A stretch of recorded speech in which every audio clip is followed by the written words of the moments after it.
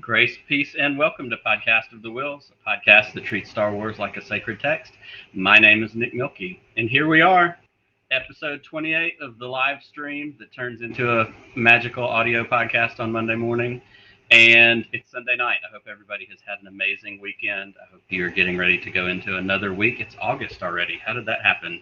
The summer is pretty much over. My kids were asking at supper time tonight, does that mean school's coming? Yes, it does. And everyone's excited. Hopefully people, especially in the state of Alabama, can start to get their act together so that everybody can go to school. We can respect our neighbors and wear our masks and do all the things we need to help protect and look out for one another.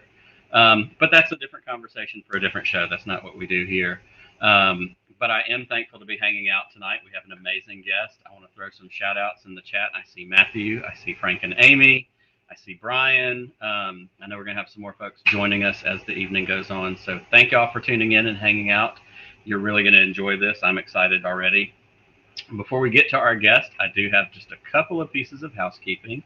And if I can remember what I'm doing, I'm going to get the screen share going on for just a second because we're going to talk about t-shirts. Everybody loves a t-shirt.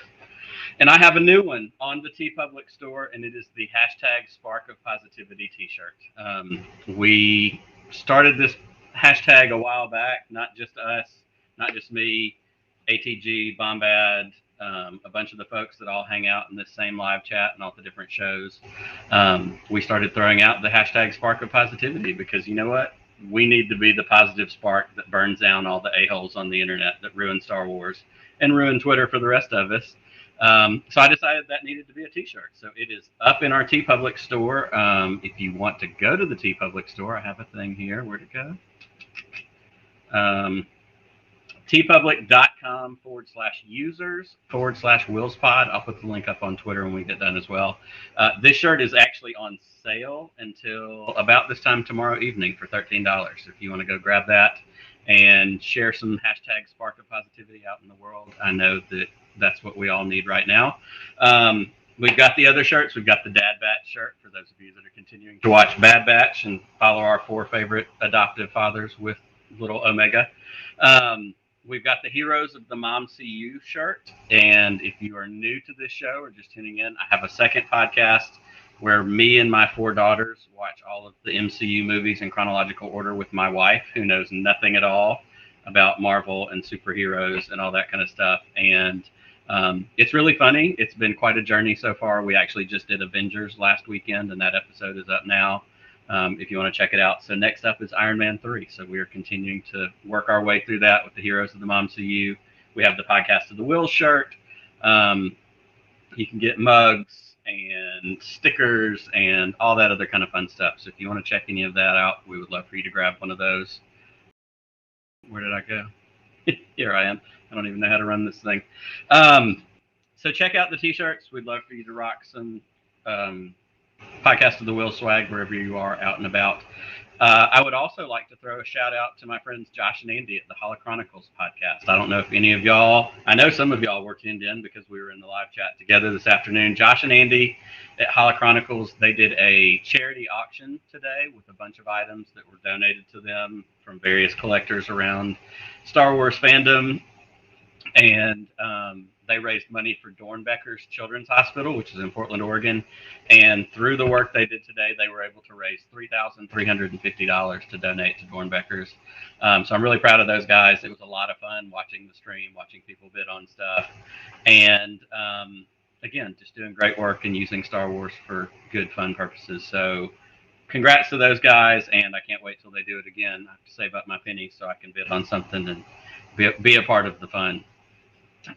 Tonight, we have an amazing guest. I have been jealous of her as I have followed her on Twitter and YouTube and Facebook, or not Facebook, Instagram, seeing all the different things that she finds. My guest tonight is Sil Ciprian, and Silver is the owner, host, creator, main person behind the Star Wars Thrifting Twitter handle. You have seen some of her videos. She goes out and she's out in California. She goes to all these amazing flea markets and thrift stores, and everywhere she goes, she finds Star Wars stuff. And every time she does, I'm incredibly jealous because we don't have those good kind of flea markets here. And I want to just be able to go find stuff in the wild instead of buying it on eBay. So I can't wait to get her in here. So we're going to do that right now because we're going to talk all about that. But it is my great pleasure to welcome Silver to Podcast of the Wills. Hi, everyone. How are you? I'm doing well. You know, thanks again for having me. I'm all about burning the a-holes on the internet, so I'm here. You know what? We're doing the best we can, right? Yeah, awesome. We're doing the best we can. Well, it is truly a pleasure to have you on, and we're going to get into your story in a little bit. We're going to get into who you are, some of the finds you've had, all that kind of stuff. But we do have an important piece of business to do up front, and this is one of my favorite things that we do on Podcast of the Wills. We are doing a guest cocktail tonight. And so I'm going to go ahead and get it up on the screen because I have a little graphic, as I am prone to do. Let me get this where everybody can see it. And what we are making tonight is Silver's Scavenger Sour. And for those of you that like to have different cocktails, this is a whiskey sour, but with a much better name. Let me see if I can there we go. So I love it. Back in the camera, a little creative photoshopping here because we had Scavenger Ray. Seemed only appropriate for the scavenging that you do. So I have my glass. I'm going to get this up here. I told Silver in an email, I said, I'm probably just going to buy sour mix at the grocery store. I'm going to cheat and go the easy route.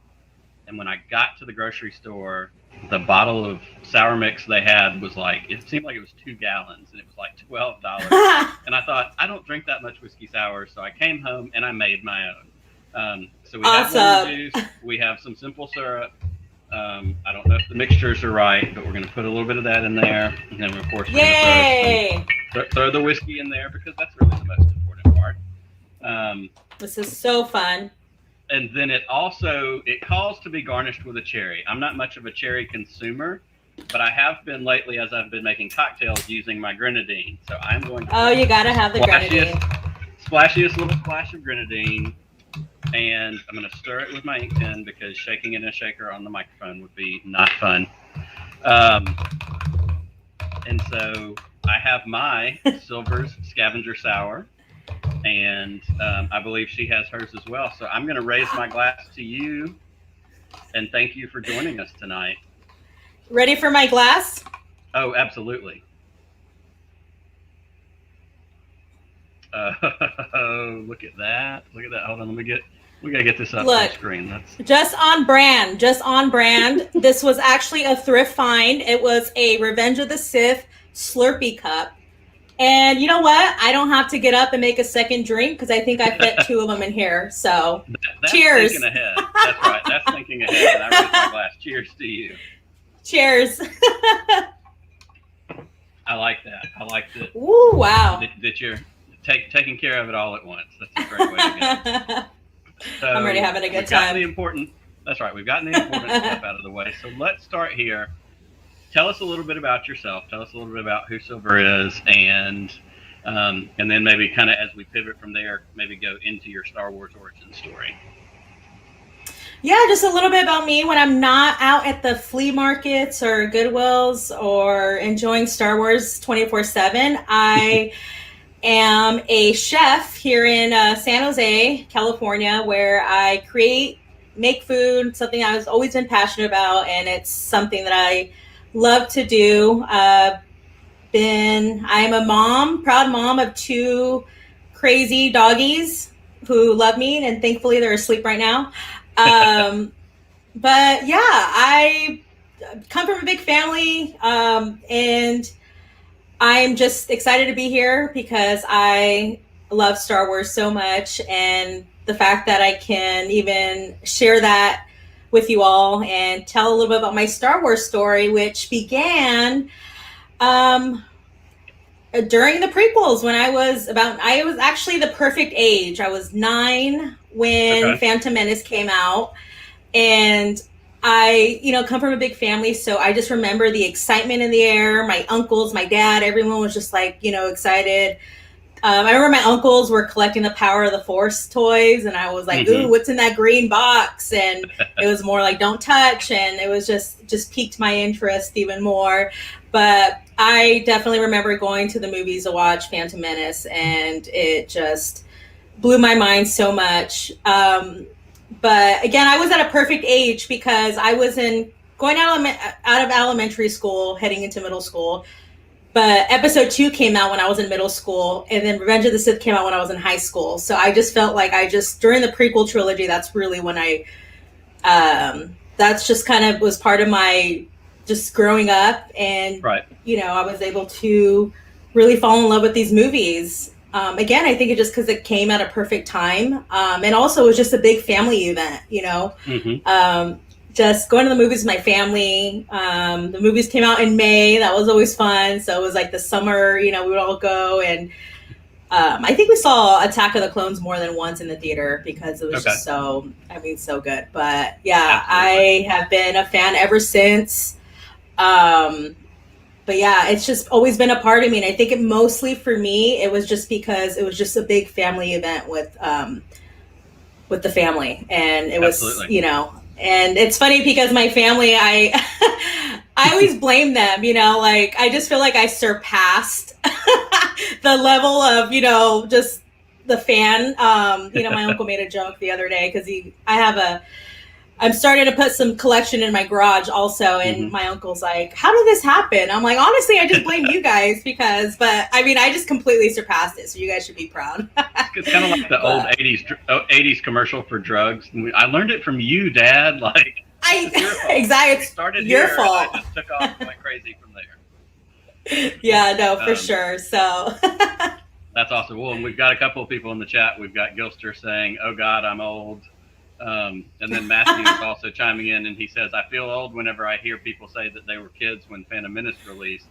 He was 25 or 21 when it came out." And I understand. I was in college when Phantom Menace came out. But, and I told you this before we went on the air, there's something that I love about hearing the stories of younger generations of Star Wars fans. And I'm not the oldest of Star Wars generations because there are people 10 and 20 years older than me who saw it as adults the first time. But even with my kids who are, 13, 9, and 5, and to see the different ways they come into Star Wars and what it is that kind of draws them in. So these conversations to me are always so fun to hear. And I love that you came into it with your family and then you just left them all in the dust. Totally left them in the dust. Absolutely. Well, were there other fandoms maybe around that same time that you were growing up that you were equally as into, or was it always pretty much been all Star Wars?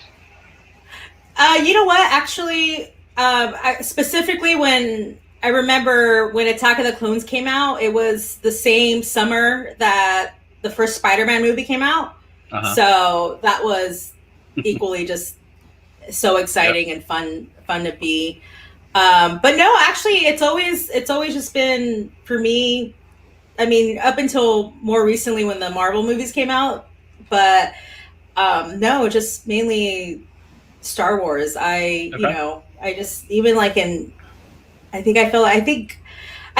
know. Okay, so there's MySpace. I think when I was in high school, I'm pretty sure like my AOLs were like, some silly like Lady Vader or like, I had some crazy little Star Wars nickname. And I even had like a couple, it's funny because I think I was wearing a children's Revenge of the Sith backpack in high school because it was just there wasn't as much merch as there is now with these movies or the popularity. I think it was really rare to go. I think you had to go to, it's not like now you can go like to a Target or anything. There's, they'll have Star Wars anything. But no, I think everyone who knows me, I feel like, that's kind of the fandom that I kind of relate to. And if anyone is going to ever give me a gift, they know they can just give me anything that has, that says Star Wars, and I'm just easily pleased. So anything Star Wars automatically makes it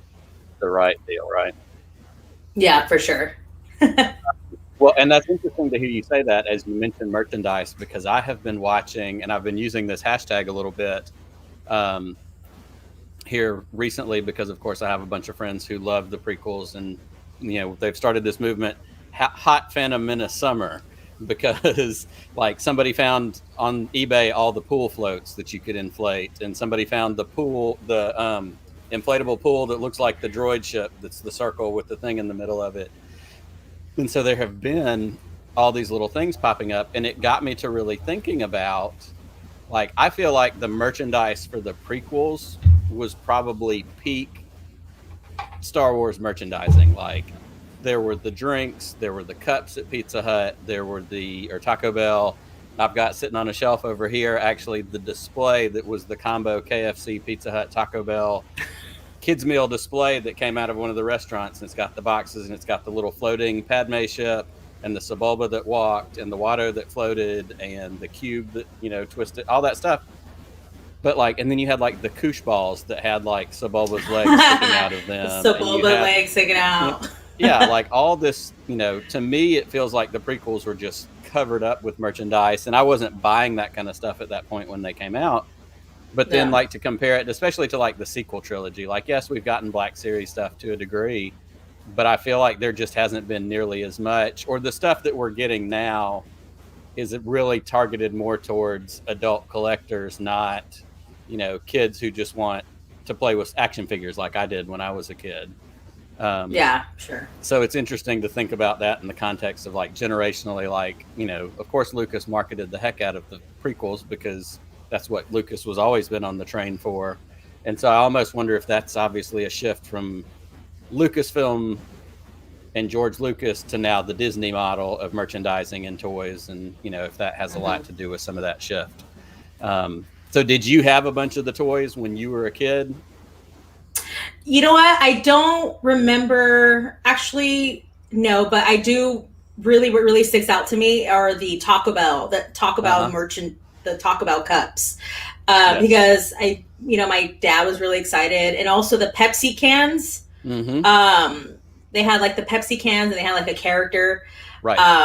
And he actually had them all, and it really makes me sad that I think they were lost like while we moved or something, but. Mm-hmm. Let me tell you, the Phantom Menace, those are the number one things that I see when I'm out and about.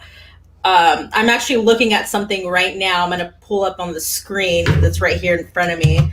But I just got this Padme little mouse pad. Love that. It's like, wait, what? This is amazing. Yeah. So, I shared this on Twitter too. Like, yeah, just that Taco Bell, KFC, Pizza Hut. Well, I'm going to put insane. This one up because you did talk about this. Okay, yeah. You did mention on Twitter the Pizza Hut coupon sheet that would have come out of like the Sunday newspaper. And you said you found this in a box wrapped around something else, which cracks me up even more. Matthew's asking what is my all-time best favorite wild find, and I have to say it was this, mainly because of the reaction of the vendor. So I'm at the flea market, and there's this just 4 tables of antiques and just like beautiful plates, glasses, vases, like just very, it just looked really pristine, like, little coins. And there is this box that was wrapped. It was wrapped I walked in, and what really stuck out to me was the Yoda right there to the left, or on the left screen. I mean, it's so eyes.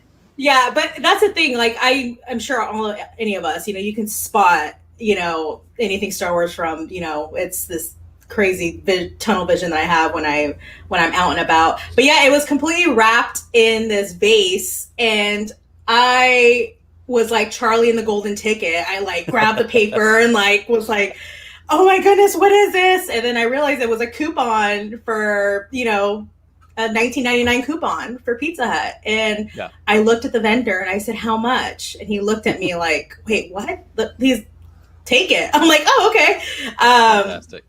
But yeah, so for me, I love finds like that because, it's just like any of us, when we collect things because there's, you have this, it's like a personal connection to something that you really love and, adore so much. And what I love about what I do is because we say what's in the wild because I went to a flea market and then I happened to come up near a box that had this coupon that was literally in a time machine in a storage for 20 years. And now it's seen the yeah. Well, let's do this. Let's back up just a little bit and let's talk about kind of getting into the thrifting thing. And it may be something that you've always done. I remember when I was in high school and in college, one of the cool things to do was to go get 25-cent t-shirts, to wear. And like I had a t-shirt for the longest time that said Nick's mom on the back of it. And because it was a quarter and it said Nick's mom, I thought it was the funniest thing in the world to wear out in public.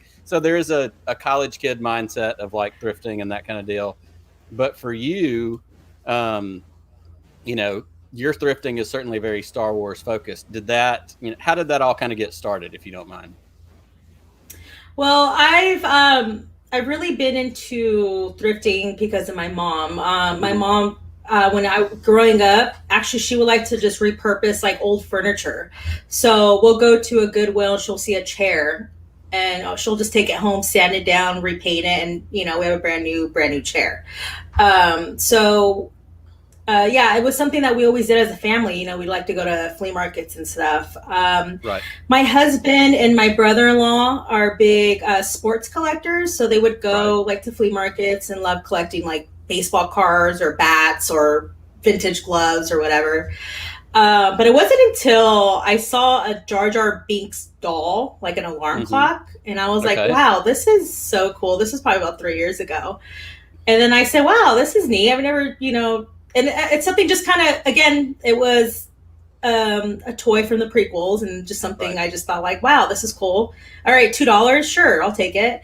But it wasn't until last year where I started my Instagram was when, I said, I kind of want to start kind of connect with other fans. And especially during the pandemic where, you're kind of isolated and, I had more time to kind of really immerse myself into the Star Wars community, get to know each other, get to know other people. I was able to, because, if you're posting stuff on, like, let's say my Instagram, like my aunt or, my friend from high school doesn't care if I found a,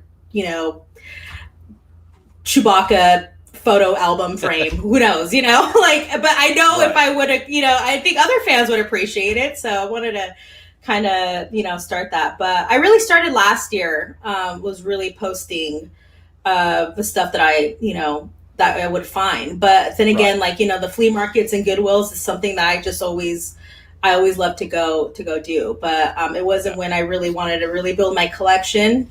That's where I really just got really addicted to it. And also I just love having that personal story. Like I said, we talk about that coupon, now it's in my kitchen as a little decoration because it's something that was, I just had a little personal story and connection to it that I was able to find something that meant a lot. But it wasn't really until last year that I really wanted to highlight and share my thrift stuff. Well, and that tracks. And in fact, we were talking about the Pepsi stuff a minute ago. Chris from Bro Axiom said, I've got a ton of TPM Pepsi merchandise from my trip to Japan in '99. So many 2 liters were consumed. Oh, man. And also, I have an on-the-spot question for our friend Brian from Pink Milk. He wants to know if you're still searching for his fanny pack. Brian, I love you. And yes, if I find another one, it would go your way. But that's right. I love Brian so much. I just want to say hi, Brian. Mwah. Absolutely. He is a previous podcast of the Wills All-Star also. We all love Brian. So I said this probably in my intro. I'm really jealous of the amount of Star Wars thrifting that you get to do because obviously you're in California. It's a large area. There's a lot of, I think you go to the LA County Flea Market all the time. You go to, all these big, and again, there's a huger population density of people who are getting rid of things. But we don't have that around here. Like I live in Central Alabama, and most of the quote unquote flea markets or thrift stores that we have here are places that people have really turned into like boutiques. And so they have a booth and they take like a end table and repaint it with chalk paint, and they sell it for $300. It's not junking and thrifting like I grew up with, where like we went to my grandparents and they lived in this little farm town in central Illinois, and you could go to the junk store and it was literally like a straight up flea market, and it was, you had no idea what you were going to find, old vintage things. We just don't have a lot of that here. So I feel like I live vicariously through a lot of your finds, and I, you know, I'm pretty regularly jealous. That Indiana Jones poster that you put up just the other day, I mean, that's enough to make you weak in the knees if you just walk up on that out in public somewhere. Yeah, I know, and it's pretty funny when the flea market vendors kind of refer you as a Star Wars girl. Oh, Star Wars girl's certainly here. got a reputation. Yeah, I really fortunate in the area we live in. I'm in San Jose, so I'm actually in the Silicon Valley. So I'm about 30 minutes from San Francisco. Okay. But San Jose is a huge, huge city. Just in my town, or in my city, I think we have about 12 Goodwills. Mm-hmm. 2 of them are just huge. They're massive. Sure. And I'm also very fortunate because we have 2 huge, big flea markets, and we get vendors from just all over the East Bay. And also recently what I've been going to are they're called vintage pop-ups. So they're like vintage flea markets at night, once like on a Friday, Saturday, once a month. And they sell just a bunch of like vintage t-shirts. And I love finding vintage Star Wars shirts. That's probably like my second big thing I like to collect. But yeah, this is why. And the fact that I was just sharing it, just like on my Instagram, I'll just post a story, and just the reaction that I get from, you other people who are just like, wow, like, it's kind of like, they get to kind of see. And I think my favorite reactions that I get a lot on my Instagram or my YouTube channel is that people forget that something existed until they see it, and they're like, oh, I used to have that as a kid. And it's like this nostalgia. I mean, we all, it's like this nostalgic feeling that people get. And again, during the pandemic, where I felt like I was connecting to a lot of other Star Wars fans, were just, just the, hey, I used to have that as a kid. And the next, we'd have a conversation about it. And it was nice to just connect with another fan, but also just like, I felt like I brought just a little tiny bit of joy and made someone's day.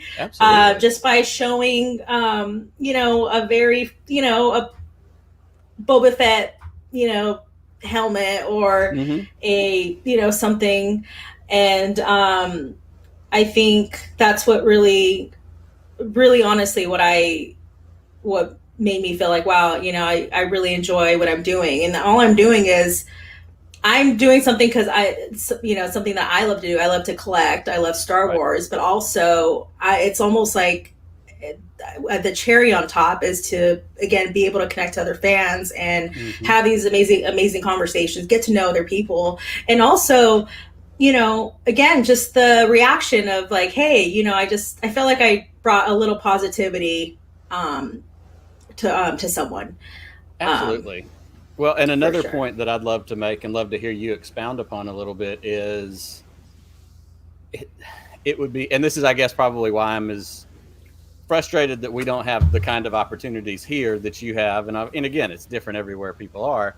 And so I love if we go out of town or someplace and there's a chance to dip into, a thrift store in another place and see what you can find.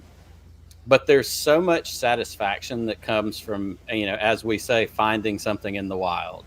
Because, especially I'm a collector, and especially as a vintage collector, like the majority of the stuff I want are like the toys I had as a kid, or, vintage artwork stuff. Probably the best local find I've had is I found the Ralph McQuarrie concept art pack from like 1978 or 9. They had the 21 different prints in it. I got it for $15 at a store That's here awesome. in town. But there's not tons of that. But it is because I could go to eBay right now and buy all the things that I didn't have or that I wished I had, and I'd probably pay too much for a lot of them. But there's not a lot of fun in that. Like, where's the fun in just spending a bunch of money on eBay as opposed to being out and going, holy crap, look what I found. Like, there's a little, and there have been plenty of times when I have wanted something for my collection And I've stopped myself from going to eBay and trying to find it, and just said, you know what, it goes on the list in hopes that I find it one day out and about, because that's more fulfilling to me on a personal level than, just going and overpaying for it on eBay somewhere. Yeah, no, for sure. And I talk about that reaction of like Charlie and Chocolate Factory, like, I'm like, it's this weird adrenaline rush that I get when I find something. It's really, I mean, that's what's the fun about it too. But it's because you think about it, you're just like, wow, I was here in this, I happen to be here, and a lot of the stuff at the flea market, they're all from like storages. They're bought out from like storage wars. So you can tell, like, if you're at a flea market, you're like, wow, that just came straight from the storage. That's been, that's probably been in the storage for, it could be in the storage for like 15, 20 years, 5 years, whatever. But my recent one was this Rancor. It's like a little statuette that I found. That was amazing. And I was, again, it was, you just knew, I saw a couple Star Wars toys in the midst of the madness of boxes and arms railing, trying to, it's wild out there. It gets pretty crazy. You got to have a little tough skin when you're out there scavenging a little bit. I should be like Ray and really have a staff with me just in case I need to. That's right. Knock someone out a little bit. Yeah. And again, it was this, I've never seen it before. And thank goodness for that eBay app, because I could just take a picture and, I'll get the information or whatnot. But yeah, and it was just like this, again, the satisfaction of finding it. And it's just, wow, I've never seen this before. It's beautiful. It's still in pretty great shape, because sometimes you find things that are just not in great shape. But I happened to be at this location. The vendor happened to buy it, buy that storage out and decided to show up here. And then this is what happened, the Force willed it. And that's just what's so much fun about it is, just having, I'm telling you, it's an adrenaline rush. I'm telling you, it's like the craziest thing. You're just like, wait, and then but then also I'm just like wondering like, wait, and I feel, I think I psych myself out, because I feel like there's 20 other people who are looking for Star Wars stuff, but I'm pretty sure I'm probably the only one at that flea market. So I feel I'm having to fight off a crowd. You're on the defensive all the time. I am, and that's so funny. And but I try not to look too excited when I get something, because if the vendor sees me like, all right, I'm going to up that price because she wants it. I've learned not to wear Star Wars shirts. I had a BB-8 backpack before. Nice. I've learned not to wear any of that, because they give yourself away. Yeah, you're good. Oh, Star Wars. Okay, yeah, here, let's add another $20. That's right. Well, and it's funny, and you're right, the adrenaline rush. And again, like I said, we don't have nearly as much here as you have opportunity-wise. But as I think back on it now, in a previous job, I worked for Habitat for Humanity here in town, and we had a Habitat Restore, which is like the thrift store that goes along with Habitat, and people usually donate home stuff, building materials, whatnot. But my store manager called me one day. I was out of the office, and she said, somebody donated a box of Star Wars toys. They just dropped it off. And I was like, how fast can I get back to the store? And I walked in trying to play it cool, and she was like, she was like, well, we don't sell toys. And that was one of the stores. We don't take toys and baby clothes or clothes period. There was a list of things we didn't normally take. That was more of a Goodwill thing. And she was like, so what am I supposed to do with this? I was like, well, I want it. And she said, well, we don't sell this. She said, so I guess you can just have it. And I was like, well, I made a donation to Habitat, so that I could bring it home and feel like I wasn't taking from my job. And it was it was all full of like Power of the Force stuff, which was great. It wasn't necessarily something I collected, but it was still that rush of like, it's a huge box of like, it had like 5 or 6 of the 6-inch 90s figures. It had the Han on the Tauntaun, like the big one in the huge box. It had a bunch of like individual figures all still on cards. Like it was all this stuff.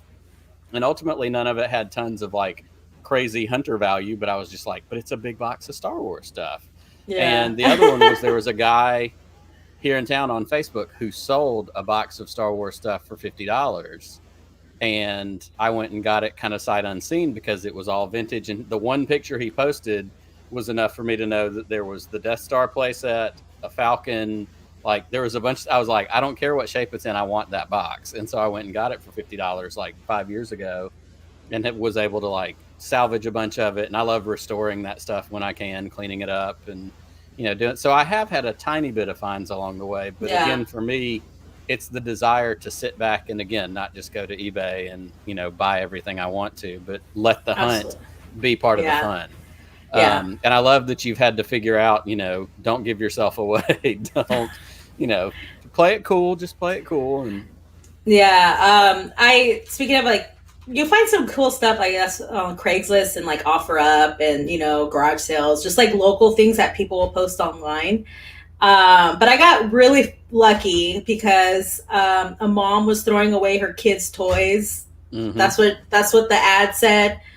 Throwing away some starships. My son doesn't want them anymore. And I looked at the picture and there's like an AT-AT, an X-Wing. It was just like a box of Star Wars stuff. And I was like, again, try not to be cool and like, flip out and be like, oh, how much? And, so I was like, is it still available? Right, tell me more. Like, she's like, yeah, I'm letting them all go. I'm asking 30. I'm like, 30? Okay. So again, just like you, how fast can I get there before someone else happens to see, because AT-ATs are pretty pricey. Yes, they are. They're pretty pricey. So I think the only thing missing was the door. The only thing missing was like the side door. But again, you can order that part on eBay. Absolutely. Well, and that reminds me, and I don't remember now who originally posted it, but there was a Twitter thread over the last month or so, and it was somebody, and I think they may have even been in the UK, where like they ran like a toy shop or a comic store or something, and they got the call from the lady who was like, I have all these space toys that were my son's. And she gave like the craziest descriptions of them, but they were literally like all original carded vintage figures. None of them were, and like she had no idea what she had. And she was like, there's a walrus man and there's a section that like she was just describing, and you're sitting going, what is she talking about? And like he just had all these pictures, and then she called him again and was like, oh, I found some more. And it was just and he was like, he's like, I'm gonna do her right and I'm gonna pay her what she deserves. He's like, but it's so hard when they have no idea, what it is or what it, whatever. I remember we had one around here locally on Facebook Marketplace, and it was listed as Star Wars Airplane. And it was the big X-Wing. It's like the 3 feet tall one at some point that they put out. And it was standing up in the driveway behind her car, and it just said Star Wars Airplane, $25 or whatever it was. Michael has something here in the chat. He said, my favorite, most recent find was the R2-D2 Pepsi drink holder.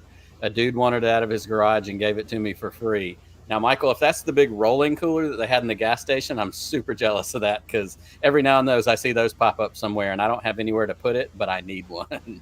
Yeah, no, I'm going to make room for it. yeah, we're going to figure out a way to make it work. Yeah, we'll figure it out. We'll work for it, but it'll be worth awesome. It. So that really is fantastic. And if anybody that's watching or listening does not already follow Silver, you need to go find her on Twitter. You need to go find her Facebook or Instagram. I keep saying Facebook, Instagram page, because she goes live sometimes. And she went live this past Tuesday because you found the pack that had the patches and the coins. Describe that again, because I'm not doing a good job of it.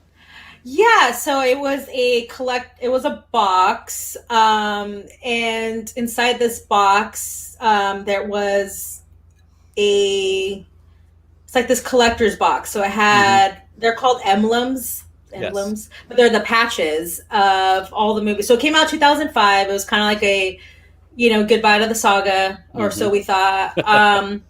And it had the patches, and it had all the logos of the of each title of the movie. Right. It had these very nice prints of scenes from the movie.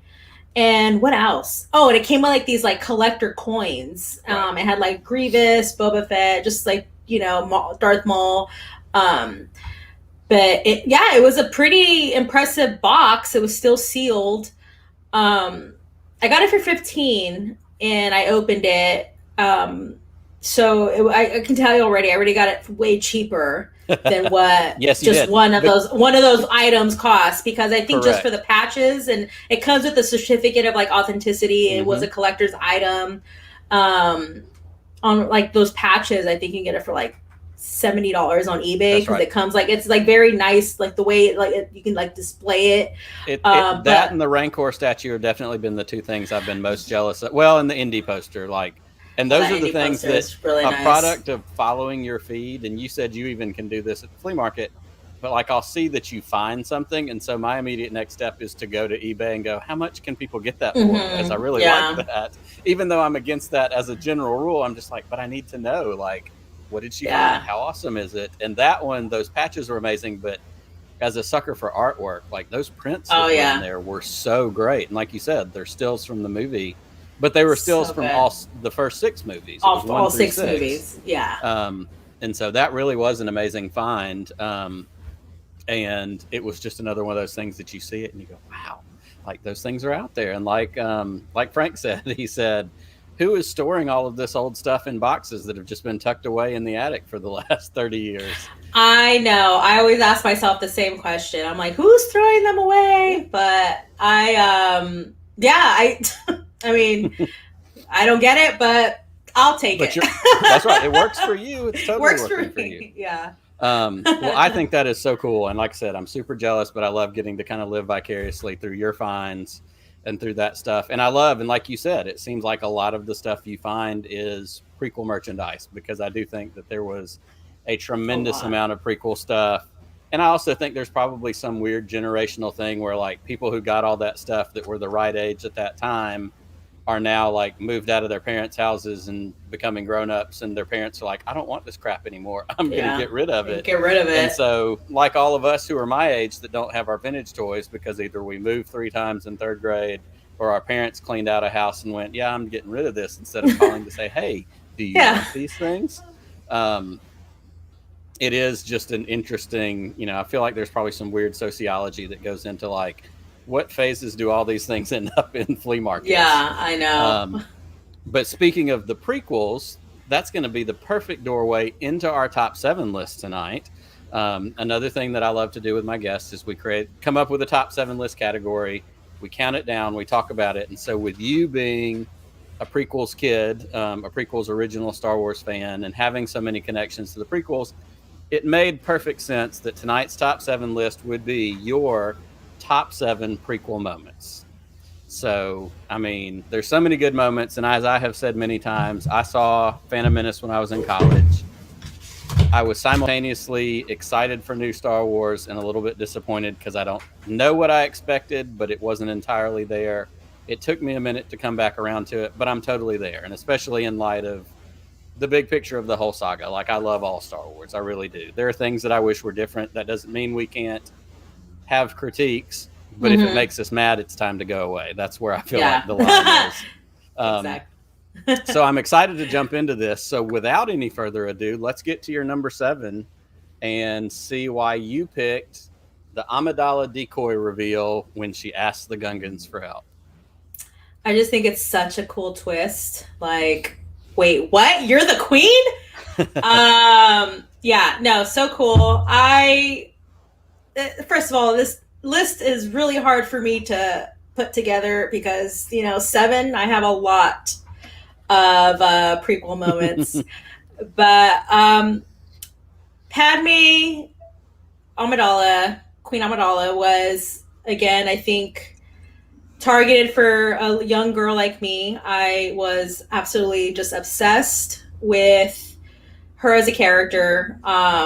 And just even growing up now, just appreciating her so much even more as, as a woman now, and just how young she was. And yeah, I appreciate this moment so much now, as I got older. Again, I love a good plot twist in a movie. I think that's fun. It keeps things exciting. No, and it's just that the Gungans and, the people in Naboo had, that tough, they already had some bad history with each other. And, they really needed to come together. And thanks to, Padme and Jar Jar forming a friendship. They were able to kind of bring the people together, and um, and fight for essentially their home. And I thought this was a fantastic. This is one of my favorite moments, and I think as I get older, I appreciate it a lot more. But yeah, this is definitely one of them. And again, I think a lot has to do with who she is as a character. Yeah. Through and through. No, without a doubt. And again, I love, and again, I have appreciation of it, especially as I go farther into my life. I'm a dad of 4 girls. Like these strong female characters that we really, I mean, Leia was the quintessential. And part of what I love about Padme is you see where Leia's strength comes from. You see, this whole thing. And we know going through the movie, there's kind of this double thing going on there. We see something's not, we're going to send Padme with you to go into Tatooine to find the ship parts. And we're all going, but we know she's supposed to be we kind of know, but that moment that, it becomes fully out there for everybody was such a big deal. And also as a college student and probably around the same age as Natalie Portman at that time, huge crush still on Natalie Portman. Yep. In fact, we watched the first Thor movie for the other podcast I do with my wife and my daughters the other day. And my wife just, when Jane Foster came on the screen, she was like, your dad likes this movie. And I was like, I do. But I love the strong female characters and what it created in these moments, and what we get more of that as we go through with Attack of the Clones and the battle in the arena. She didn't shrink and hide behind the column. She took charge and she blew stuff up. We had the beginnings of what we would continue to get, not only with the further, development of Leia, but we get Rey, we get what I love in Star Wars is definitely strong female characters. And I think so much of that, obviously it starts with Carrie and Leia in the original trilogy, but it got fleshed out more with Padme starting as early as Phantom Menace. It really is, it's important to the overall lore of it to me. Yeah, I agree. So that's a huge, great jumping off point. And I do have to say, and we emailed this back and forth earlier in the week, it wasn't fair that I asked you to only pick 7, but part of what I love, and you're not the only guest that has said this, I do like when we're forced to kind of have to make decisions. Obviously, it's all for fun, and if we need to do some bonus selections at the end, we always can. But I love the exercise of, I always go with the Mount Rushmore deal. What's your Mount Rushmore of this? What's your 4 albums, movie, whatever it is. So I did like holding your feet to the fire a little bit and making you have to pick 7. How dare you? How dare I? I'm so mean. So number 6, this is another great choice. Number 6 is the Coruscant speeder chase in Attack of the Clones. I mean, nothing but wins here, but tell us about why you selected this. I saw Attack of the Clones, you guys, IMAX theaters, and this was just blew my mind. Everything about the scene, the sounds, the visual. I mean, they're on I just never seen anything like this before. The music, the score during this entire scene was just so good. But yeah, this scene always sticks out to me. And just seeing Coruscant, just these big buildings, and they're having this crazy speeder chase, and the sound of Zam's speeder, her speeder's phenomenal. The sound of her speeder. Yeah. I mean, everything is just music to my ears. It's just visually just so satisfying to watch. Just everything about this scene was perfect. You got to see just the fun of Anakin and Obi-Wan's bickering little fun brother relationship. And just the intensity of it. I love it. But I saw this in IMAX, and I just remember just being just so blown away. Just like, whoa, what are we watching here? Yeah, but, I can't imagine. I didn't have that experience, but for me, so good with this, and especially everything in Attack of the Clones, especially on Coruscant, because as somebody who grew up reading all those old EU books, and there was so much talk about Coruscant and what it was, when I first saw it in these movies, it was exactly what I had imagined in my mind. Like it really was. In fact, we have the hilarious, the Rick Ollier exposition part as they're flying in. The entire planet's a city, and it's so cheesy and funny. But you're like, that's really what it is. Yeah. And I love that it's continued to be developed. And one of my favorite things in that last season of Clone Wars with the Martez sisters was giving it, for as much as people are like, oh, that's a filler arc. No, it's not. That gives us the whole, in the Marvel movies, it's the damage to the city. They go wreck New York and then they go away. The Martez sisters are saying the same thing. They're like, yeah, the Jedi and all their nonsense is way up there. We're down here working, surviving, scrapping, trying to get by.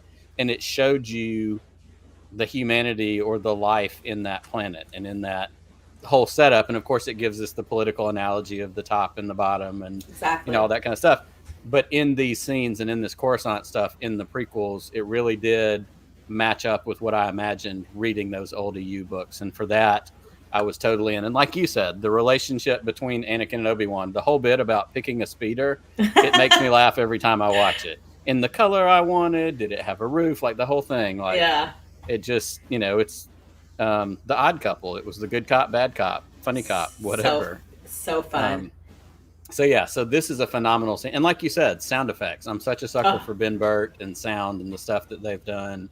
But that Zam Wessel speeder, like it just had a sound that, it was like pod racers, but different. Like it just had it creates an environment, which of course we love. So that's a phenomenal choice. And that could have easily been a much higher ranked choice, which means we have lots of good ones coming up. So let's jump into number 5. Speaking of pod racing. How about that? Now this is pod racing. I want to say you don't have to explain this because we all get it, but I'm going to let you do it anyhow because pod racing is so fun. So cool. Another scene again that just blew me away was this. It's mainly the sound because there's no music playing during this scene, and they just really focus on the incredible sound. But there's not really much to say other than it's just such a good time. And I think what I kind of cheat a little bit because it's so personal to me because I really loved the game that came out. Mm-hmm.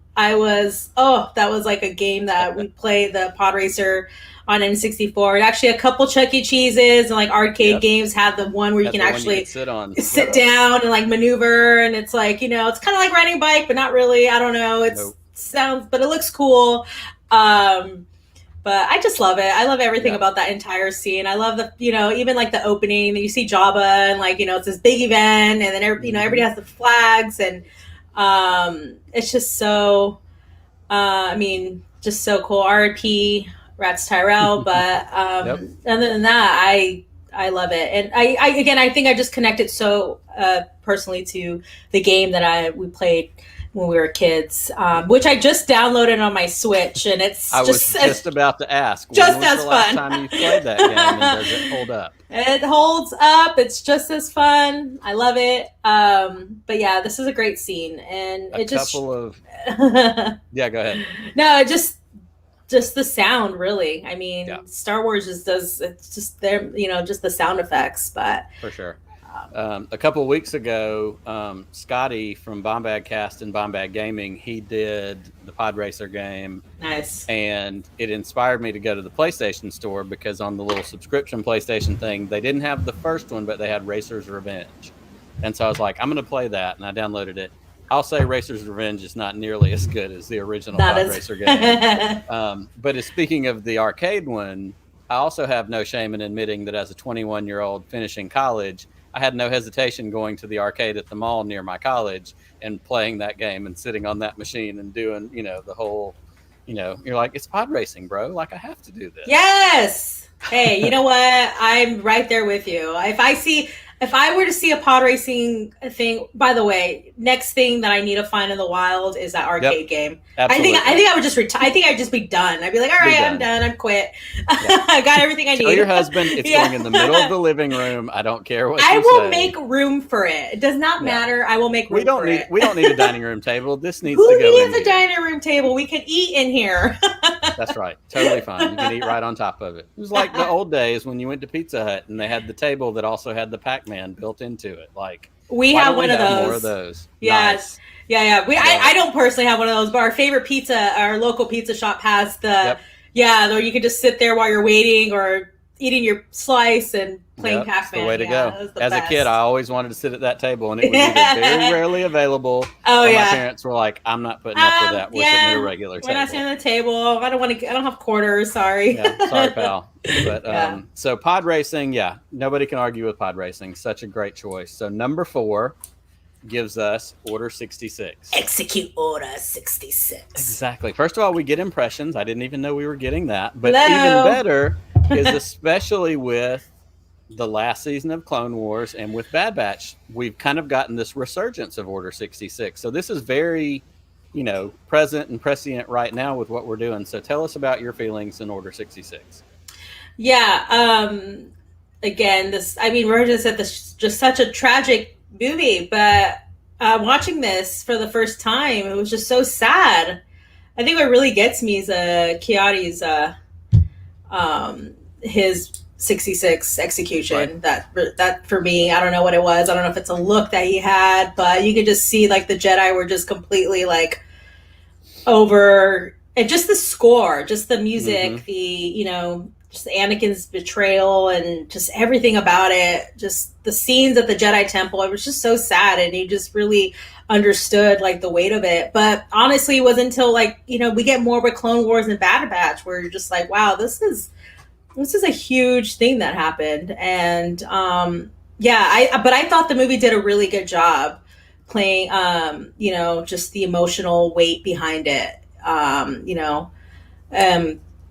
First thing you see was, Obi-Wan getting blasted out of the sky, and it was just and then next they're just going down the list of each Jedi, then, just the heading to the temple. I mean, everything about it was just so much emotional weight behind it, and it still holds up. And even again, we got more with it with Clone Wars and Bad Batch, and just seeing it from like a more like different perspectives. Yeah, this was a massive thing that happened, and this really, the first time seeing it, I pretty sure I cried in the theater, but absolutely. And I think for me, the one that was so powerful, and they were all powerful, and again, in the moment and the story and the connections that you have to it, but for me, for whatever reason, Ayla Secura on Felucia and Bly and that whole thing, I was like, what? Like, she was alone, and she was in the middle of that jungly, foresty, whatever. In fact, Framey just put it in the chat as I said it. Ayla being shot in the back by her troopers is heartbreaking. It's so sad. Yeah, that was the one that hit me the hardest, I think. And I didn't have any real connection to her. Yeah. But at the same time, like, all of it was awful. But for some reason, that one felt a little bit more so. And that's what's so cool about Clone Wars, because after Clone Wars, you get to see actually like these Jedi had relationships with these clones. They fought side by side, and they were just completely taken off guard, and it's just so heartbreaking. But this Order 66 is just again, I just remember seeing it in theaters, just thinking like, wow, this is it's a big one. It's very powerful. Well, moving from the powerful into number 3, we have Anakin and Obi-Wan. Talk about power. Power slamming face to face into power is, gosh, we could both write an essay about this one, but tell me why this was your number 3 choice. You know what? I've had conversations with people about, why they don't think this is a big lightsaber, battle. They think it's kind of, I get it. I kind of understand, it's a little too choreographic-y, but I don't know. I think it's all about I think a lot of the great lightsaber duels have to do with just like the emotional, what's behind it. One of my favorite lightsaber battle or scenes are between Vader and Luke in Return of the Jedi. There's just so much emotion behind it. Raw emotion. And you have these two brothers essentially who are just, one is just so far gone, and the way I see their career, like, the way they're fighting, it's kind of like they're anticipating the next attack, because they know each other so well. It's like fighting a mirror. I feel like spent so much time. It's like Cap fighting Cap in Endgame. Like, it's just like, I know what you're gonna do. I know what you're gonna do. Together, we've trained together. Like, exactly. And I think that's what's so amazing about it. And like one of the images that I almost selected for this is the one when they're both standing on top of the table in that big room in the conference table or whatever it is. And they're, the huge, and then they're both spinning at the same time, but then the same thing, like the force hand, and they both, it's just like that. It's like two magnets that can't, North Pole to North Pole. Like it is, trying to find that one crack in the, the armor, the advantage to be able to see how this is going to turn out. And it really could have gone the other way from what it did. Yeah, no, for sure. But this one was, and again, seeing it in theaters, it was just like, I mean, we already knew what was going to happen eventually, but this was just seeing it in theaters was great. The score also, I just think a lot of my, John Williams, music, obviously, but just I feel like a lot of the prequels, but this one really, Battle of Heroes really gets to me. No doubt. Well, and as of course, as we are heading towards the Obi-Wan show at some point coming up in the not too distant future, but the end of this huge battle in this scene, when he says, "You were my brother and I loved you," like that still gets me every time I watch it now. Like the emotion, and of course I love Ewan McGregor's Obi-Wan and that era Obi-Wan, but like it was real. Like, we said all along, it was Qui-Gon was a father figure to Anakin, but Obi-Wan was a brother. He was a big brother.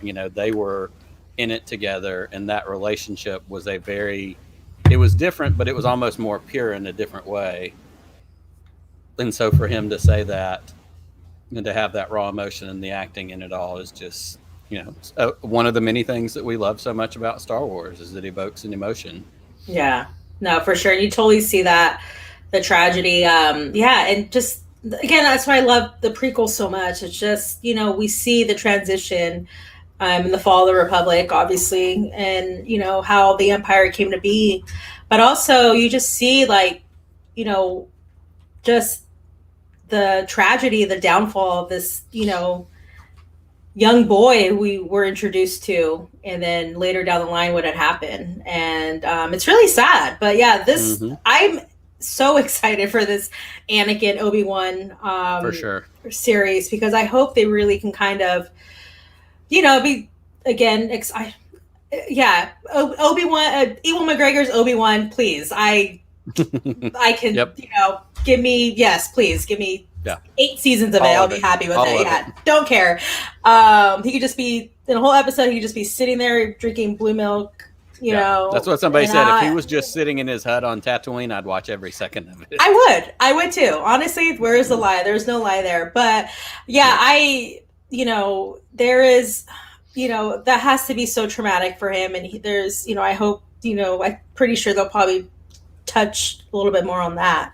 I'm really excited to see if they dig into the psychological damage that Obi-Wan experienced from this, because of course, we know in the real world that we live in that those kinds of things happen, and those kinds of things, whether it's PTSD, whether it's the loss of a loved one, whatever it is, like those are real things. And I love the opportunities when Star Wars takes the opportunity to recognize that and address that in those same characters, because these are people with feelings, and these are people who, Obi-Wan went through a trauma losing his brother this way.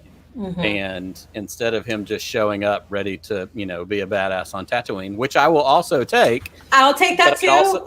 But I'd also love to see him trying to figure out how to deal with this, because that's real life, and that's real life for all of us when we have to deal with hard things. Absolutely. And I'm sure there's a lot of guilt, or kind of like, what if I've done this differently, or, on top of, now he's responsible for looking after his kid. There's so much to it. And so many layers to it. It's a phenomenal number 3.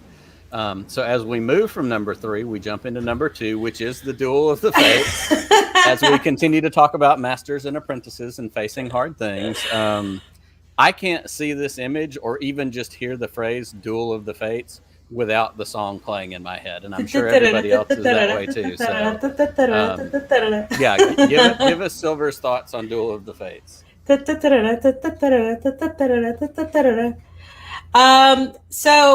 of Fates. I mean, need I say more? Everything. This is what I love. I love when there's a sequence. There's 3 things going on. You have this amazing lightsaber battle Mhm. between Darth Maul. Okay, first of all, lightsaber. There's a dual lightsaber. That's insane, right?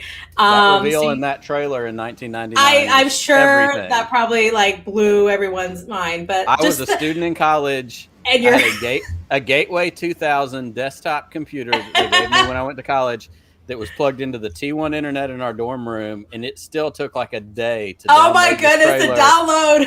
on QuickTime. And it was one of those things like once it gets to like 15%, it wanted to start playing, but I paused it and I watched that bar because I had to make sure it was all the way done. All the way I didn't want done. to get halfway through and have to wait. But once it was downloaded, I saved it and I watched it probably 100 times. But that revelation of when the doors open and that lightsaber, like that was huge. We had never seen anything like that. Yeah, no, absolutely. I mean, I can only imagine. You know what you should have done was go to the movie theaters and just buy like a ticket, a movie, or just like and just wait, and like every time the previews went to a movie, just go and sneak in during the previews to see. Okay, I saw the preview. Let me walk out. Yeah, watch it again. Yeah, no, yeah. This just when the doors open and he's there with his hood, and then they're like, "No, we got this. We handle this." And then Padme and her squad, they're over there. Gotta get to the throne room, and then you have Anakin taking off and doing this crazy with the best, with the N1 starfighters. Let's be real; those are my favorites. So I love when there's just 3 different point of views during this the big third act, and you're just going back and forth. But the backdrop with the Duel of the Fates, the music is just so you can just hear like, oh, this is like impending doom. Something's gonna happen. I can feel it. And then of course later we recently got that Dave Filoni explanation, which just added more to it, and just like the stakes are so high. Yep. Just everything that's going on just in this GIF is just it's so good, so good. It really is. But yeah, this is just what I mean, I'm wearing the shirt right now. It's probably like my favorite. And Sammy's saying, "Hey Sam," she's saying the choreography is iconic. It really is. So iconic. It's and so good. And that was one of the points that I wanted to make as well, is the lightsaber battles we had gotten prior to the Duel of Fates. We did have the little bit of Maul and Qui-Gon on Tatooine as they're taking off, just a little tease. But before that, the most intense lightsaber battle we had was the one you mentioned earlier, which is Luke and Vader in Return of the Jedi. Mm-hmm. This gives us, and Michael's right on it, Nick Gillard, who was the stunt or the sword fight, the fight coordinator on the prequels, for the win. What we got was a closer approximation to what the Jedi were in their prime. Love it. And for me, seeing this, like even now I can see it in my mind. There's a scene when they're closer to in front of those doors. Maul's fighting both of them, and perfectly naturally, without missing a beat, and Obi-Wan reaches behind his head to block a shot and keeps going. So good. It's super coordinated. It's super fantastic. But the other thing in these moments, and like you said, the 3 different perspectives, one of my favorite parts of this whole sequence is when they're in between those energy barriers and all 3 of them are separated. And Maul's outside, pacing, waiting. And Qui-Gon. Qui-Gon is as centered and down and calm, and Obi-Wan's back there in the back, just like caged, can't wait to get out. And it created such a picture of all 3 of those characters. And love all it. 3 of like... I love it. That stood out to me from the first moment I saw it, and every time I watch this movie, that's probably the biggest thing that stands out to me is those 3. Like, it's phenomenal. It's so good. It's so encapsulating of those characters, and it gives me goosebumps. Like, it makes me... I just got goosebumps right now. Yeah. Seriously, like, it's that good of a storytelling moment. I just love it. There's this one part, too, in that same exact scene you're talking about when Qui-Gon is there with his eyes closed, and then there's that shot when the barriers go down, but there's that one split second where he knows it's coming first before it happens, and he's there. Yep. That's what, like, for me, I just thought, wow, this is a Jedi. Like, this is that's amazing. Just it. And when you get into Master and Apprentice, when you get into I forget who it is that says it. One of the other podcasts I listen to, they always say that Qui-Gon Jinn is the most Jedi that has ever Jedi'd. Like, he really was probably the last of the true, Jedi, master, centered, all that stuff. And that scene is a perfect example of that, because he's there. He knows, hey, take this time, meditate, save your energy, do what you can. Yeah. But he's also ready because he's so attuned to the Force that a half a second before that gate drops, he's ready to go. Ready. And it's almost seamless. Like, he's the perfect consumption of energy or use of energy, which I think is translated for me into Obi-Wan and Maul on Tatooine and Rebels. Same. The efficiency of that fight, it's three hits. And I think that's a lesson that Obi-Wan takes, whether it's in the Master and Apprentice conversations, the laser sword fight in New Hope. But like, that's a lesson that Obi-Wan eventually took from Qui-Gon, is work smarter, not harder. Like, it is a efficiency of motion, efficiency of output of the Force. And it's wild. I mean, I could go on and on about that one part of that one scene, and this is an amazing scene top to bottom. Yeah, for sure. Absolutely. Yeah, I just never get tired of it. So good. So good. Well, speaking of so good, it's time for number one. We've made it to the end of the list. And then if we need to, we can get into some other things, because there are tons of things that we haven't talked about. But your number one was the Geonosis battle. In particular, This Party's Over. And I have no way to not blame you for picking this for number one, but by all means, have at it. I really love that part. I really love that scene, This Party's Over, because, you just, you got Sam Jackson there as, Mace, and he's busting out the purple lightsaber. It's just, hey, this party's over. We're going to handle business. And then right after, you just have all these lightsabers just igniting throughout the arena. That whole Geonosis, I actually just found the Geonosis Arena toy set, or recently. And it's probably one of my favorite things in my collection. I'm trying to figure out what I'm going to do with it. But this scene, I think this movie, Attack of the Clones, I think just really solidified my love for it, Star Wars, where Phantom Menace introduced me to this world. And, it just really, obviously it stuck out with me. But Attack of the Clones just solidified. This is it. This is, you're from now on. Move on. I dug the, you're in Star Wars. You're in all the way. Is this scene? Just the lightsabers igniting. First of all, the whole the Padme, Anakin, and Obi-Wan, just all that going on. Them escaping those posts it's just so much fun. But when the Jedi show up, that's when I thought, and we talked about you're supposed to be seeing the Jedi in their, the prime time, and you're seeing a lot of them. We didn't really, you didn't really see that. In the, the originals, you had, but yeah, this is a full-fledged, just tons of Jedi just in the arena, just you see blue, green everywhere. It's just so good. But yeah, this whole scene made me leave the movie theater asking my mom, I need to go to Toys R Us. I need to buy a lightsaber. Yep. And I think that whole summer we were just playing with our plastic retractable little, the ones that you just had to fling out. Yes. That's right. Yeah, that's it. It was just or a broomstick or anything that resembled a lightsaber. It's something that really, really spoke to me. And yeah, I love it when they're just all charging. You have all the battle droids. It's just this big old arena battle, and it's so good. And as you can tell, I'm just getting really passionate, talking about it, because that really just stuck out to me, and just made me really fall in love with this. But I probably it was just by then, with Mace walking in there, I was already I don't think I even ate popcorn that day. I think I was just so just in trance. But it was, this scene is so good.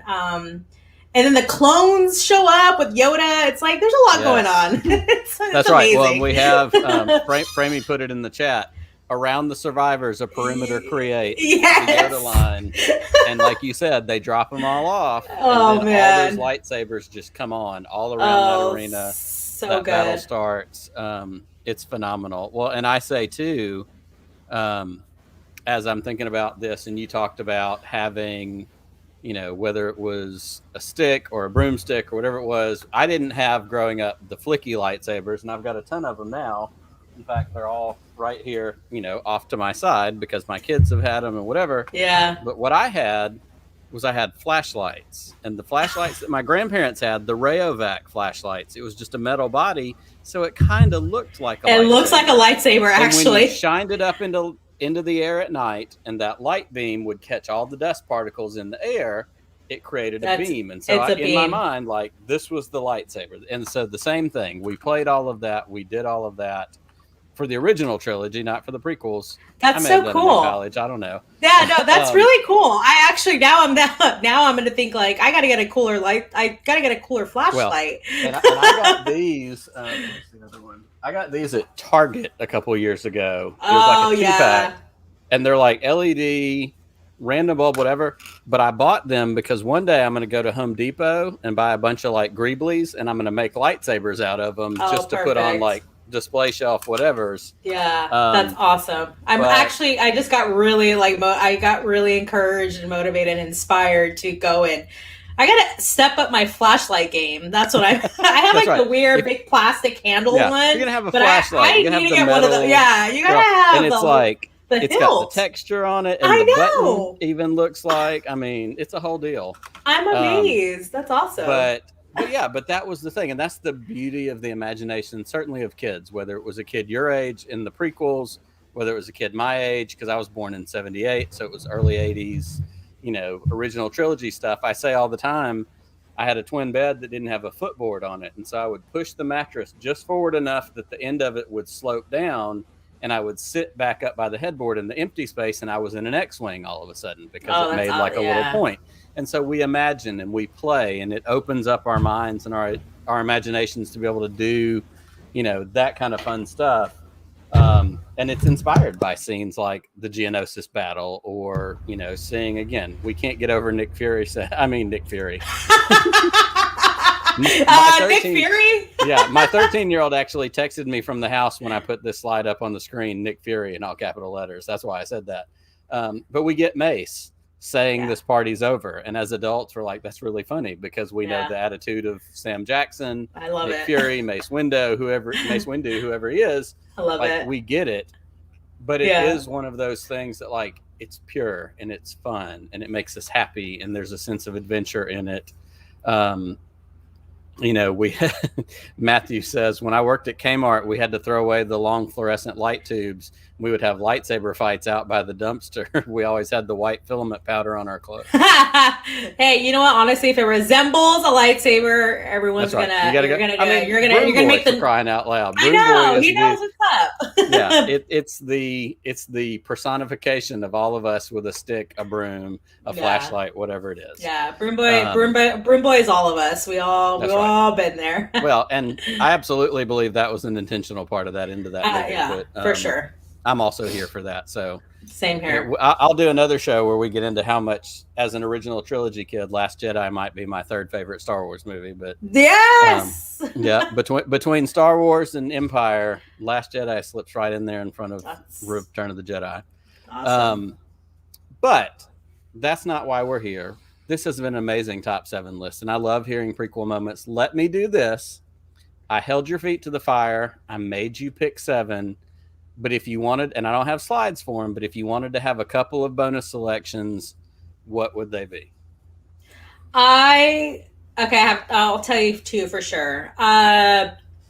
Obviously, the seismic charge in the whole chase. Mm-hmm. Everything between Jango and Obi-Wan. That started on Camino, that fight, they're on the they're on the platform and he takes off and but just the sound of the seismic charge, obviously, it was hard not to put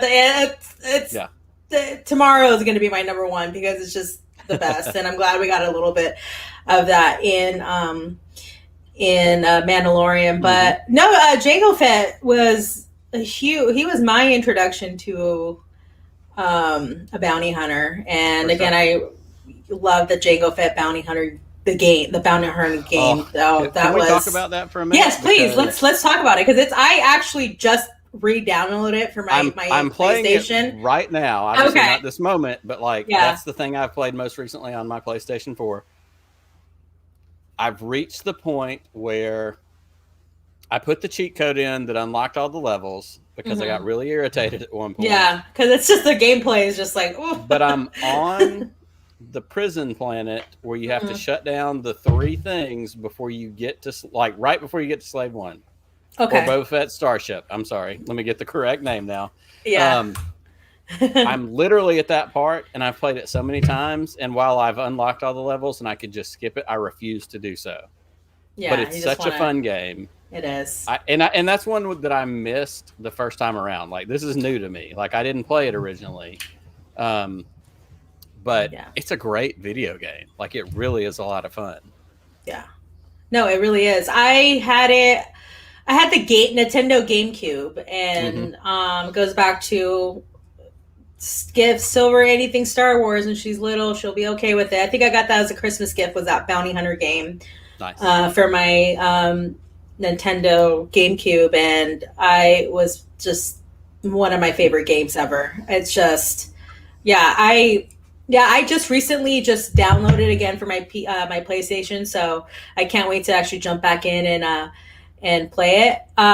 See, I haven't played it in so long, where I'm like forgetting like just kind of like what happened, like the story of it. But yeah, no, it's just, that game is just so, I don't know. That was my first, like, I mean, I know the pod races, that's more of like an arcade game, but my first like video game at home, Star Wars, was definitely Bounty Hunter. Yeah, I went through an in-between phase, and I've said this on the show a couple times, but you appreciate video games, so I'll tell it again. Of course, I grew up playing, the original Star Wars arcade cabinet that had the wireframe graphics and the trench run and that whole deal, and I love that game. In fact, anytime you went to an arcade and they had the one where you could sit down in, like, that was the deal. Like, that was the best one. But then at some point, like, post-college, PS2, I played a bunch of Masters of Terras Kasi, and I think I played some of the Super Star Wars on Super Nintendo, but, like, I just had this big gap because after PS2, like, I just didn't have a game platform forever, and I had kids and a job and just, that grown-up stuff where, like, I want to play video games, but I don't have time. Yeah. And sometime last year, shout out to my buddy Noah, he called me and said, "Hey, I'm about to stop by your house. Are you home?" I said, "Yes." And he showed up and he brought me a PS4, and he's like, "Here, have this." Like, just gave it to me. So all of a sudden, I'm playing catch-up on Battlefront 2, and it was right after Squadrons had come out. Fallen Order, like, I've played all those now, all the story modes of all 3 of those, and I love Fallen Order. Fallen Order is so good. Like, in fact, Brian tweeted earlier today that he has it. It's still in the package, and he hasn't opened it. And it's okay, Brian. I said, I know 26 other people have already told you this, but I'm going to say it too. You need to do it. You need to do it. Oh, man. I didn't sleep for 2 days. And so then to go into the PlayStation store and find Bounty Hunter or Force Unleashed and some of these other ones that I hadn't played. I played. Racer's Revenge doesn't hold up, but that's okay. But Bounty Hunter I still have downloaded, and I'm slowly working my way through. And basically what I have to do is go 3 or 4 rounds and then just walk away from it and come back. Yeah, you're okay. Because I refuse to skip those parts because, like, I know I'm going to find Slave 1 and he's going to blow up the other 5 and it's going to be the only one left. And, like, it's this whole deal. But anyhow, it's a lot of fun. And I got us off track talking about video games. Star Wars video games are so much fun. I played Force Unleashed recently. And just that whole story too was so good. And there's a lot of LucasArts games. Like there's a lot. I remember playing Republic Commando also, and that was a fun that's a fun game. But I really want to now. I'm like, now the fact that they make it available where you can actually play these older, like, again, like the example, like my Switch and with the pod racing game. That's so cool. You can kind of go and revisit. Love that. And yeah, and especially like, like Force Unleashed, I completely missed that part. Because I think right after the prequels, I didn't really get into just that part. I wasn't really, I don't know. I guess I had growing up, I don't know, I was 20 in my 20s. Stuff was going on. I don't know. I was just, not really, just really immersed. But it's cool that they give you the opportunity to kind of go back. And I do have, and it was an eBay find, but it was also a $12 eBay find, so I couldn't pass it up. I do have the NES Star Wars game in the box. Nice. And still in the box? Oh yeah, it's got the box, it's got the booklet, it's got the whole deal. Wow. Classic, it's fantastic, and it's a shelf item in my collection at the moment. But before, and this is a great story real quick, my NES was working at one point, or an NES that a friend of ours had given us, classic NES. So I was playing this. It's a hard game. Like, it's not super easy. Yeah. So we were playing it, and at this point, it's probably been 4 years ago. So Harper, my oldest, was probably 9 at the time, 8 or 9 at the time. She had some turns. She was playing it, and there's a part where you go underground, and there's these like rat-looking things. They may have been womp rats. I don't know. But they kept attacking. And she got frustrated, and she got frustrated, and she got frustrated. And finally somebody was like, Harper, what's wrong? And she goes, it's those damn rats. And as an 8-year-old, she was so genuinely frustrated that she didn't stop to think about it. I probably shouldn't say damn, but it created a fantastic family moment that we love to bring up every now and then. Bring up. Yeah, that's it's awesome. A good one. So yeah, tons of stuff. Well, I can't begin to tell you how much fun this has been for me. I loved hearing your story. I love hearing about the finds. I cannot encourage our followers and listeners enough to go find you on Twitter. In fact, I've got right here, if you want to follow follow Silver on Twitter. She is at Star Wars _thrift. But if you have anything else that you would like to plug, I want you to take an opportunity to talk about what you've got going on, where people can find you. Tell us about where everybody can connect up with you. Find me on Twitter, Star Wars Thrift _thrift. You can also find me on Instagram, where I'm constantly posting daily Star Wars thrift content at Star Wars _thrifting on Instagram. I'm always at the Goodwills, always at the flea markets. I'll post daily content, my finds. I'll do sometimes fun lives. I started a YouTube vlogging channel that I will be getting up on that real soon. So subscribe and follow me on there, where I actually do spend a lot of time at the flea markets documenting my trips. So check me out on there and come say hi. This has been really fun, Nick. I really can't thank you enough for having me on here. It's been so much fun. I love getting to know fellow members of the Star Wars community, meeting new friends. This is always such a blast for me, and I really thank you everyone in the chat for stopping by also. I really appreciate it. Absolutely. It has been, the honor is all mine. And that's right, and we've got your glass, so we're good. You can finish off that drink. It's a little bit earlier on the West Coast than it is here, so you got time for another one. It's totally fine. And I agree with Framey. What a great conversation. This has been so much fun. I want to encourage everybody, definitely go follow Silver. If you are not following us, we are on Twitter, Facebook, Instagram, and TikTok at WillsPod. I'm an old person, so TikTok is a new unexplored territory for me, but I'm trying to put a little bit more out there, promoting the show, getting folks involved, getting eyes on, coming to check out what we're doing here.